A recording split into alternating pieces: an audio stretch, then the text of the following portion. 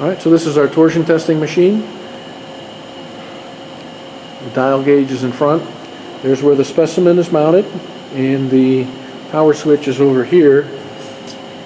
Okay, so that needs to be in the up position. The machine should be turned on about 15 minutes before you use it to get things warmed up.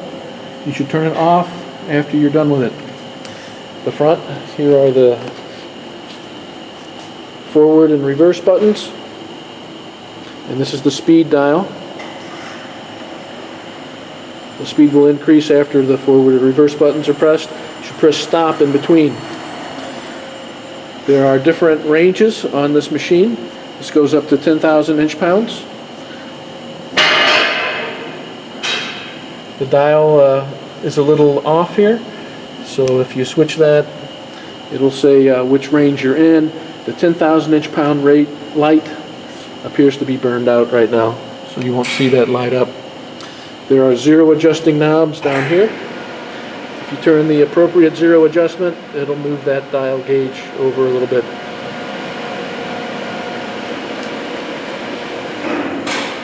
This is rotating machinery. To be safe with it, you should make sure that you don't get your sleeves caught in it, or long hair or anything like that.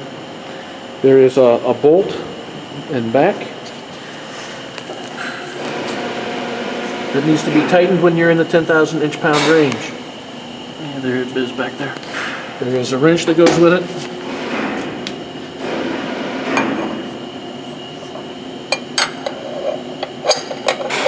So when it's ready, just tighten or loosen that bolt under there after you get your specimen in.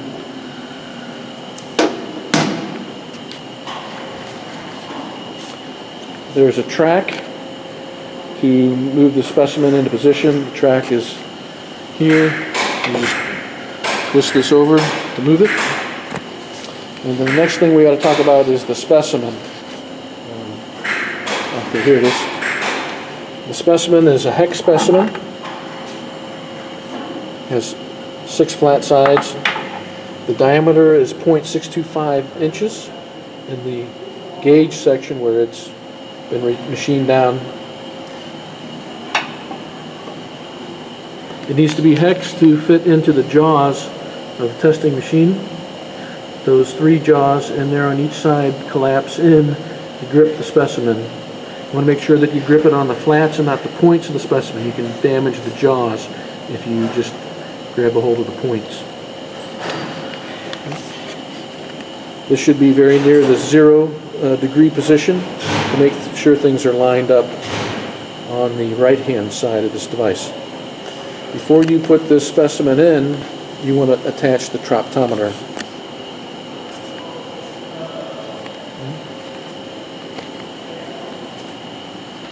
The Trottometer is this device. It consists of 3 parts.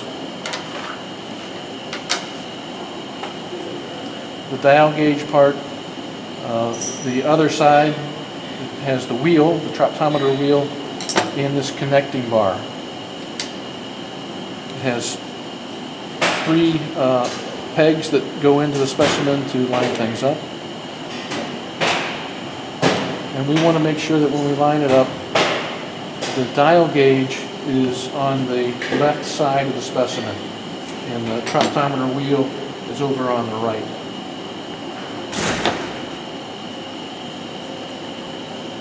So this slides in over here, and it gets adjusted.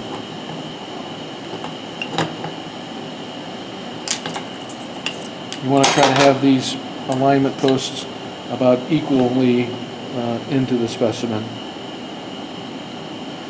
And it's going to be such that you're going to be down towards the radius of curvature of the specimen.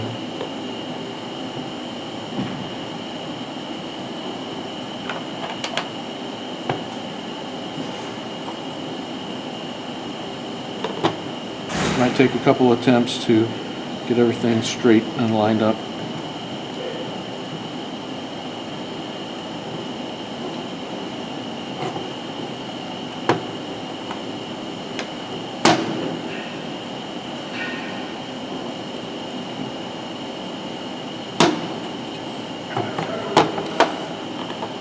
We'll have to come back and straighten that up a little bit. The connecting post will go into these two spots, so this needs to be onto the interior.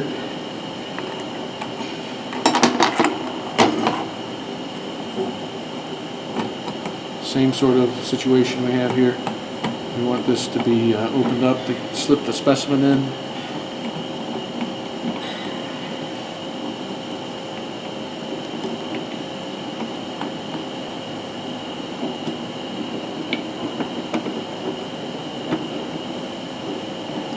And then we'll kind of snug it up just a little bit, and we'll put that bar on.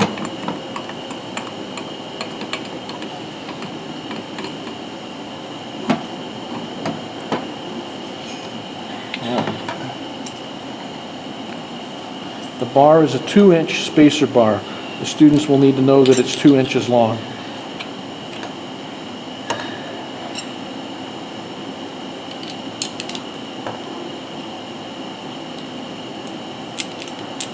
Either way is okay.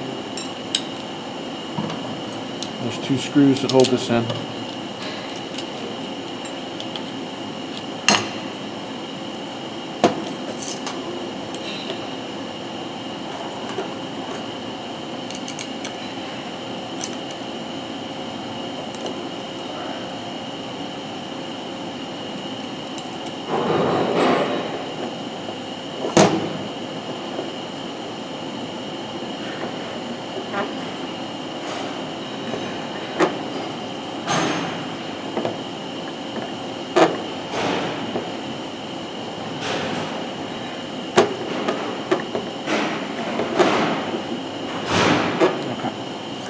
Alright, I think we're getting close here. Now the way that this operates is it unwinds. You want to pull this wire tight until the dial gauge is almost fully in. And as the right side twists, this wire will unwind, and the students will take torque readings at different values of thousandths of an inch as this goes around. So this goes into the groove, this wire does. Sometimes the wire breaks and you may need to get a new wire. But then this clips into position by tightening the set screw over here.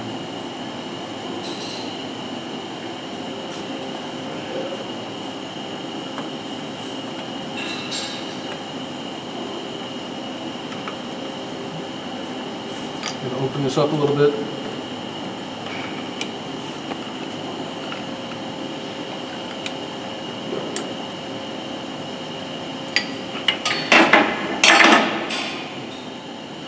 We'll have just a little bit more room if I put the set screw on the inside like this.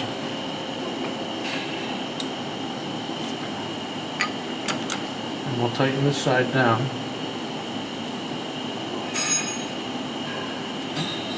We're going to move the bed over to the left side.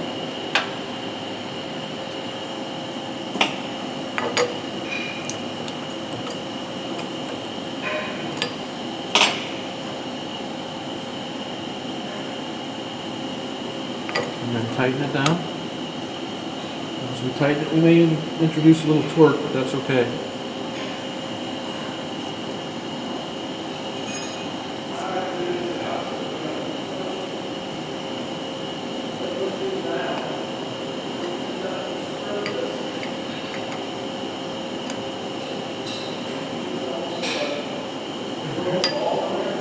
Now this is the most important thing that we need to do this time is we need to take that 2-inch spacer bar off at this point. Before we load this thing up, we need to get this bar off of here.